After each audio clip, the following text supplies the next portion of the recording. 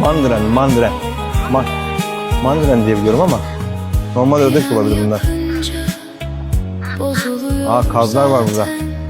O yüzden saldım, akışa bıraktım bazen güzel. Yaklaşma.